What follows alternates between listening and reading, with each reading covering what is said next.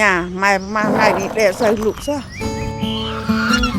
គាត់ប្រាប់ថាគេងអត់សូវលក់ខ្ញុំដឹងថាមកពីបញ្ហាអីបាត់ធ្លាប់ប្រាប់គាត់ដែរថាកុំសូវបារម្ភពេកម៉ែអីអត់អីទេប៉ុន្តែគាត់នៅតែបារម្ភដែររហូតដល់គេងអត់លក់អញ្ចឹងហ្មងខ្ញុំក៏ទៅបេះផ្លែកទួតព្រៃទុកធ្វើថ្នាំត្រាំទឹកឃ្មុំឲ្យគាត់ពិសាផ្លែឈើមួយមុខគេដាក់ឈ្មោះថាអត្តរាជផ្លែឈើដោយសារមានអត្ថប្រយោជន៍ច្រើនមែនទែនចំពោះសុខភាពយើង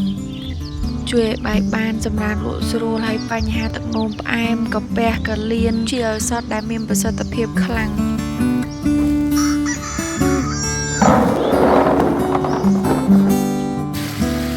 បានមកហើយអត់លាងលំលាងម្ដងមួ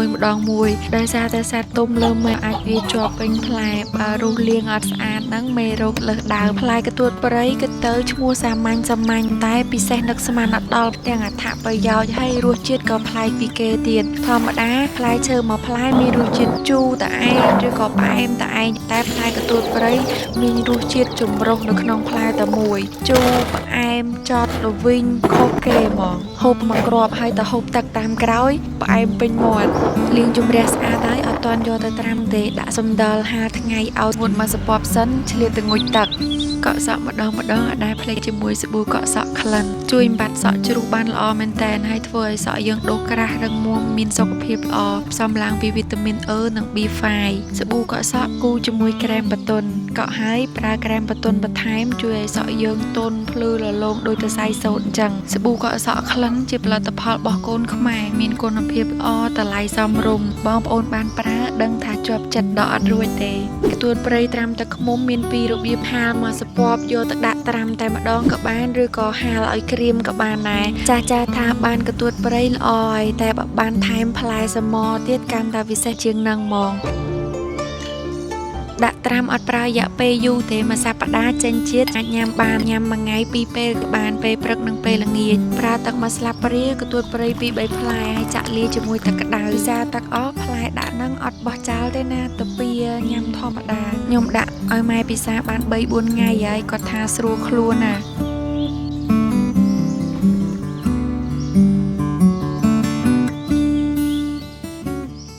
នំបាញ់បែវស្លឹកតើយថ្ងៃនេះខ្ញុំធ្វើនំបាញ់បែវស្លឹកតើយកាលពីតូចខ្ញុំចូលចិត្តនំនឹងដាំហើយ100បរិញ្ញាពេលថ្ងៃអត់សូវនឹកឃើញផ្អែមទេយូរនឹកឃើញម្ដងបើបរិញ្ញាពេលព្រឹកវិញផ្អែមសឹងរាល់ថ្ងៃឡើងអប់សុកមាត់ចង់ញ៉ាំនេះចង់ញ៉ាំនោះរហូត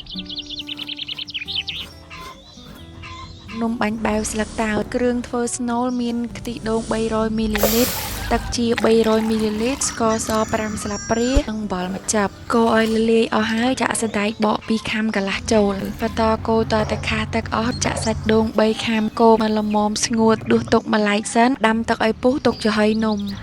មុនលាយម្សៅញ៉ាំទឹកដោះគោយកជីវជាតិទឹកដោះគោអូស្ត្រាលីអូន A2 ញ៉ាំបានទាំងចាស់ទាំងក្មេងកូនញ៉ាំរាល់ថ្ងៃល្អមែនតែនសម្រាប់សុខភាពរបស់ពួកគាត់ឲ្យបញ្ញាឆ្លាតវៃរាងកាយលូតលាស់ល្អកម្លាំងមាំមួនជួយទាំងប្រព័ន្ធរំលាយអាហារកុមារឲ្យដំណើរការបានល្អទៀតព្រោះក្នុងទឹកដោះគោផ្ទុកទៅដោយប្រូតេអ៊ីន A2 សុទ្ធវីតាមីននិងកាល់ស្យូមច្រើនមែនតែន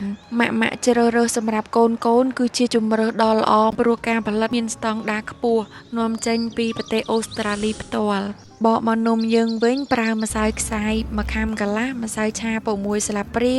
ស្ករស5ស្លាបព្រានិងអំបិលម្ជប់ច្បល់ម្សៅឲ្យសព្វហើយចាក់ខ្ទិះដូង250មីលីលីត្រទឹកស្លឹកតើយ200មីលីលីត្រធ្វើផ្អែមឥឡូវមានភាពងាយស្រួលសារតែមានម្សៅស្រាប់លាយតែគ្រឿងធ្វើបានហ្មងមុននឹងចាក់ដាក់កម្ដៅ5នាទីសិនចានក្តៅហើយចាំចាក់ម្សៅចូលចាក់ស្ដើងអត់យកក្រាស់ទេខ្ញុំអត់មានចានស្អាតមានតែចានពងមាន់អាំងនិងកាពីកពកតែអត់បញ្ហានៅប្រើបានពេលឆ្អិនទៅក៏អត់ជាប់ម្សៅដែរគ្របទុកប្រហែល3នាទីដាក់ស្នូលពីលើគ្របតែ5នាទីទៀតនំយើងឆ្អិនហ្មងពេលឆ្អិនហើយក៏អត់តន់ដកចេញពីចានបានភ្លាមដែរតើតែទុកឲ្យរៀងត្រជាក់បន្តិចសិនបានដកមកស្រួលអត់ជាប់នំមុខនេះបើយើងធ្វើទុកពីល្ងាចញ៉ាំពេលព្រឹកកាន់តែឆ្ងាញ់ទៀតញ៉ាំក្តៅចឹងអត់សូវឆ្ងាញ់ទេប៉ុន្តែខ្ញុំនឹងម៉ែឃ្លានហើយមានណាដាក់ទាំងហាលឲ្យឆាប់ត្រជាក់រួយល្ងពីលើញ៉ាំហ្មងស្វិតឆ្ងាញ់មែនតែនដាក់ក្នុងមាត់ទៅឈ្ងុយស្លឹកតើយឡើងពេញមាត់ម៉ែគាត់ពិសាម្ដុំហើយម្ដុំទៀតគាត់ថាធ្លាប់តែធ្វើដាក់នៅ ម្សៅសពេលដាក់ស្លឹកតើយអញ្ចឹងឆ្ងាញ់ហើយឈ្ងុយ